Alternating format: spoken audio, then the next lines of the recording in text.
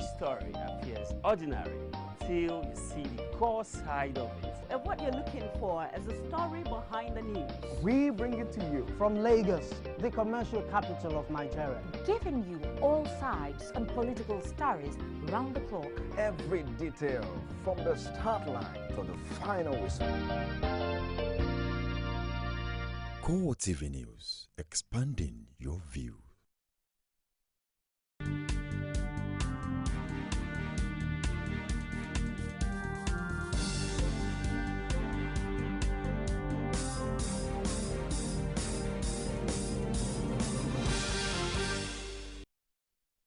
Hello, and thank you for joining us on CoreTV News on the Hour. I am Ebunlomo Adekunle. The American celebrity website, The Listed President Goodluck Jonathan, as the sixth richest African leader, has removed his name from its article on the top 10 richest African leaders. This was after the presidency threatened to sue the website and other publications that picked the story.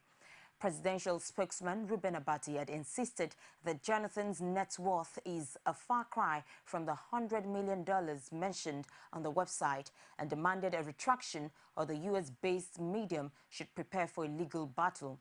In response, the online publication has deleted the Nigerian president from the list and attributed the information it used to celebritynetworth.com, which has a page devoted to President Jonathan. The U.S. ambassador to Nigeria, James Nswisel, has debunked media reports that America was not doing enough in helping Nigeria to contain terrorism in the country. Nswisel debunked the motion on Thursday at a news conference in Yola, the Adamawa state capital. He said the U.S. government was heavily involved in supporting Nigerian government's response to Boko Haram menace. He revealed that the support to Nigeria was in many forms, including training of soldiers and information sharing. On his perception of Boko Haram, the ambassador said he was not sure of the group's objectives, but observed that the dreaded terror outfit had gone beyond being a small insurgent group with a couple of guns to a very effective collection of conventional force. The envoy, who was in Adamawa to monitor the suspended October 11 governorship by-election, held talks with Adamawa Interfaith Committee, a non-governmental organization. He also visited the American University of Nigeria, Yola, where he delivered a lecture to staff and students of the institution. Less than 24 hours after being sworn in as Adamawa State Governor following a court order, Balangilari sacked all political appointees, including commissioners and special advisors under the short-lived Umaru Fintiri administration. Subsequently, all those affected have been directed to hand over all government property in their care to the appropriate quarters. CoreTV News learned that the development was informed by the need to reorganize the workings of government for better delivery of the dividends of democracy to the people. Governors elected on the platform of the People's Democratic Party have been celebrating an addition to their rank with the swearing-in of Balangilari as Adamawa State Governor. Chairman of the PDP Governors Forum, Godswill Akpabio of Akwa Ibom State, told State House correspondent in Abuja that the judiciary has again proven itself in the country. He described Ngilari's swearing-in as a win-win situation for the party. Ngilari is a PDP. Yes. It's not an opposition. And what it means is that I must always congratulate the president for being a president who upholds the rule of law and who has respect for the judiciary, because this was a judicial pronouncement. And of course, the federal government has been known worldwide for upholding the rule of law. So what happened in Adamawa for me is a function of the fact that we must always give respect to judicial pronouncements and respect the judiciary. But the interesting part of it is that it is a family business for the PDP, because Ngilari, the current governor, was, of course, the deputy governor who refused to defect to the APC because of his belief in the PDP. He stayed with the PDP, and he did not defect to the opposition. So I think in coming back as the governor of Adamawa State, he's coming back as a PDP governor. He's not coming back as an APC governor. And in his first official function as governor of Adamawa State, Bala James Ngelari received a delegation of the National Reconciliation and Integration Committee of the People's Democratic Party at the Dugire Government House, Yola. The committee was led by former Senate President Ken Inamani. He emphasized the need for reconciliation and integration of members who have either left the PDP and returned or fresh members. See a new position as a call to duty to unify the party ever than before. Let our party be stronger in this state under your leadership. And we wish you success in the onerous task before you turning your state around, transforming your state, laying down strong infrastructural development for your state, for which a lot of industrial activities can start taking place. We wish you well. Responding, Ngelari thanked the committee for their visit and promised that nothing will stand in the way of the PDP in the government house in 2015. One of the things I'll pursue the issue of reconciliation and integration. You know, it is understandable. Well, you see, the diversity and the complexity and the too many people that are in PDP and that wish to come in. There's really a need to reconcile and give everybody hope, you know, and that goes like philosopher, somebody once said, you know, leadership is about the marketing of hope. A leader is a dealer in hope. You cannot talk about giving hope unless you're able to sit with people and say, yes, you have space. And only PDP can guarantee space for everybody in Nigeria. But there are no two ways about it.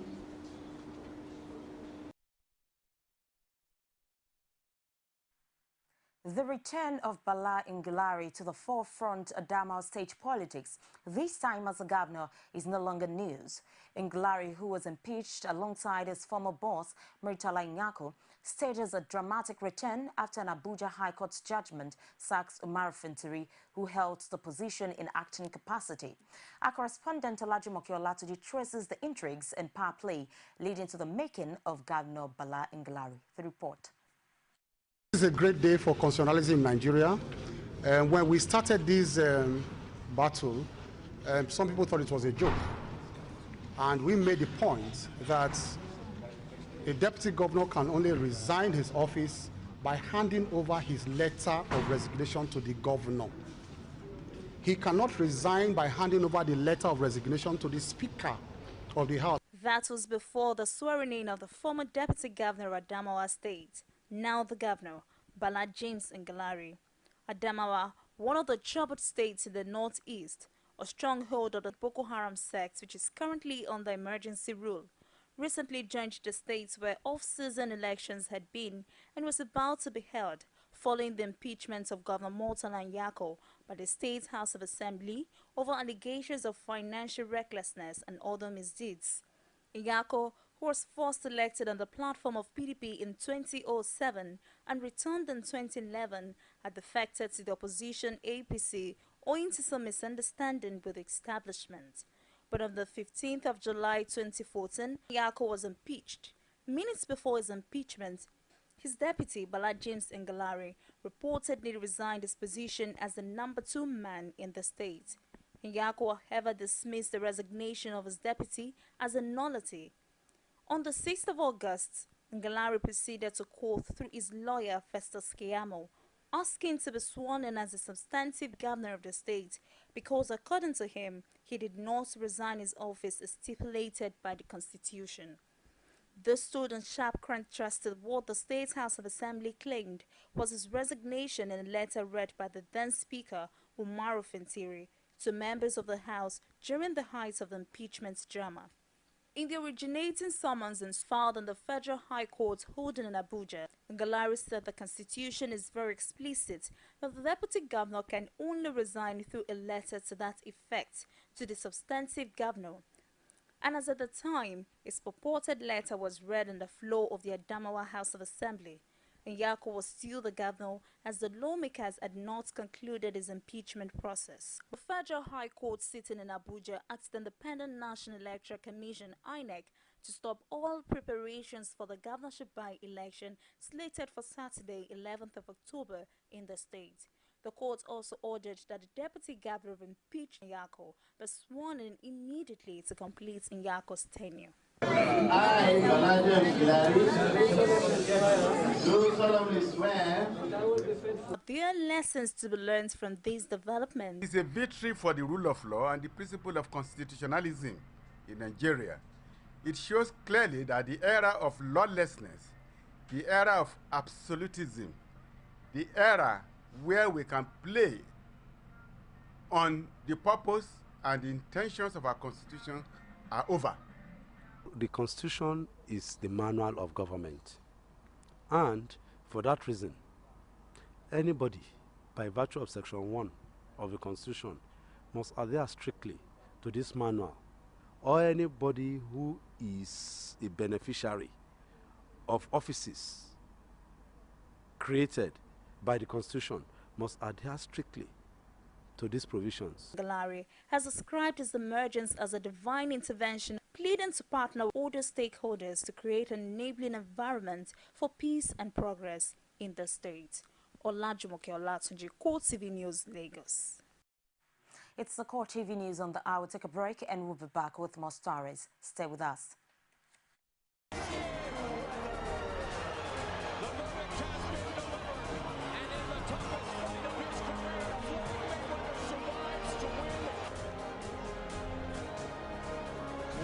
Der Torschütze zum zwischenzeitlichen 1:1. Emenike schickt Musa, da ist Ahmed Musa! Und da ist der Ausgleich!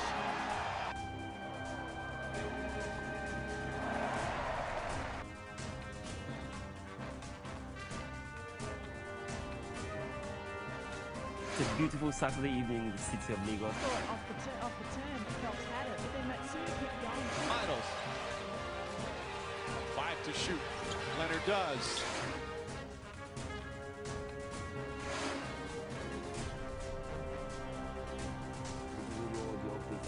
Sports is concerned, and of course, making a difference for all of us here from all our production. I hope one will bless up.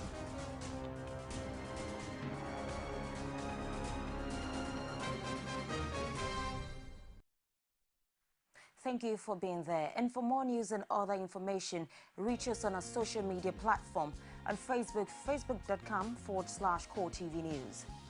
On Twitter, twitter.com/CoreTV News NG, and YouTube, youtube.com/CoreTV News NG. The Nigerian Labour Congress is insisting that any resolution taken at the National Convention of the Labour Party would not be binding on organized labour.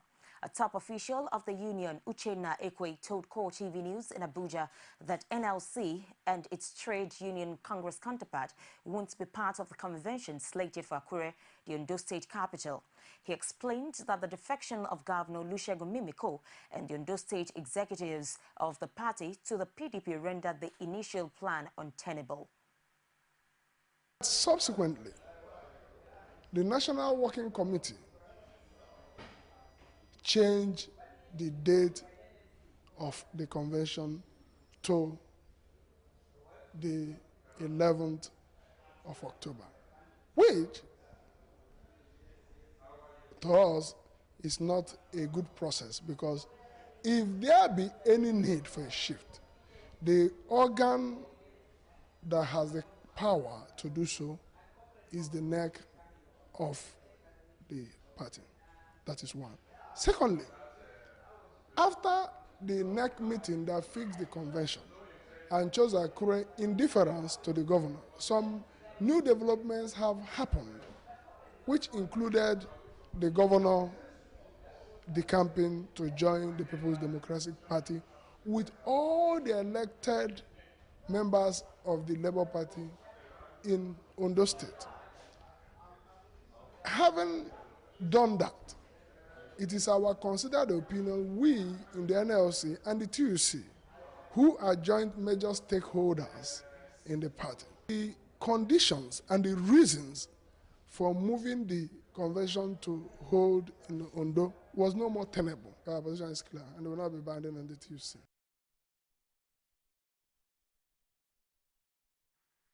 Organized labor and its civil society partners have vowed to boycott the National Convention of the Labour Party slated for October 11 if party officials go ahead with plans to hold it in Akure, Ondo State.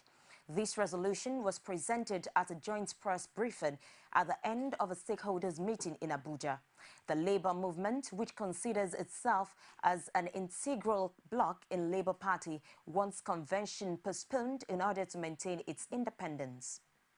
Whatsoever, we know exactly what we are doing, and it is because we have gotten to a point where we will not sit down and watch the independence of a political party like Labour Party is being undermined.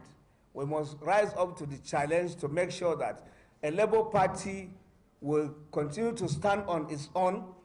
Nothing stops political parties from going into working alliances, but not making a Labour Party an appendage of any political party for that matter.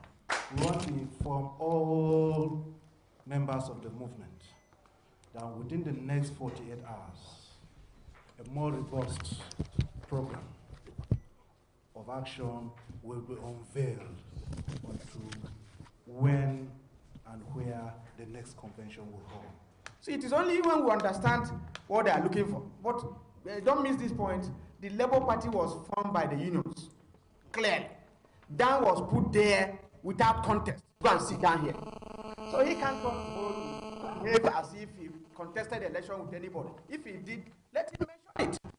So, and it's unfortunate that this time around he's sounding this way, but we have to reclaim this party for the interest of Nigerians. Solidarity forever.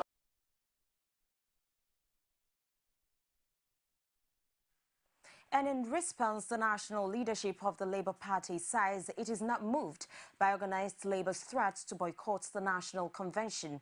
It also questioned whether individuals or groups threatening to shun the convention are actually card-carrying members of the party. Outgoing party chairman Dan Uwanyao told CoreTV News in a telephone interview that neither NLC nor TUC made contributions to the party's growth since its birth in 2004. He claimed that they publicly blab-backed candidates of other parties in several elections where Labour Party fielded candidates. Uwanyao, however, disclosed that National Executive Committee of the party would meet on Friday to determine whether to proceed with the convention on Saturday. On claims that he unilaterally fixed the date of the convention, the Labour Party chairman said the party's NEC initially set an October 4 date before realizing that it fell on the eve of the Eid al-Kabir. He added that a new date was taken by the National Working Committee and endorsed by the party's NEC. Meanwhile, the Labour Party says the defection of Ondo State Governor Olusegun Mimiko and former Governor of Ogun State, Gbenga Daniel, to the People's Democratic Party will not affect negatively the fortune of the party in the 2015 general elections. Olajumoke Olatunji met with a chieftain of the party in Abeokuta, the Ogun State capital, and brought back this report. The defection of Mimiko, who last week formally dumped the Labour Party for the ruling People's Democratic Party, and that of a former governor of the state, Gbenga Daniel, is no longer news. Beyond this, the Ogun State chapter of Labour Party appears unmoved by the exit of the two. The General Secretary of the party, Sunday Ogini, says the defection of the two political giants will not in any way affect the party's fortune in the coming election year. It is good riddance to bad rubbish. So we are happy about it. and that will help us to reposition the party. We have been in litigation for long, battling him that the leadership of the party, according to the constitution, does not belong to him. And now that he has now found solace in going back to PDP, so we are expecting that a lot of people who are interested in the progressive party will come to Labour Party in Ogun State. Is the party already feeling the heat of Mimiko's defection? Ogini's response was an obvious no, even though he admitted that the postponement of the party's national convention over the grievances some members over Mimiko's defection in Akure, the Ondo state capital, is an avoidable embarrassment. Yes, on morality ground. I think Akure convention was based on the fact that we have only one governor that has won twice on the platform of the party. And in Governor Mimiko's personal wisdom, maybe decided that he's going to PDP. I don't think it's not morally right for us as a party to have a convention in Akure. So far, we are not ready to be taken as a trophy to PDP. The Oshoba faction or OGD faction, that is sudden death for them. The promoter of that faction has catapulted and has found himself in PDP. Political observers, however, insist that the Labour Party may, in the words of its chieftain, unmoved about the exit of the two political giants, but will surely miss the financial support of Mimiko. Olajuwoke Olatunji, CoreTV News, Lagos. We'll take another break now and we'll be back with more stories.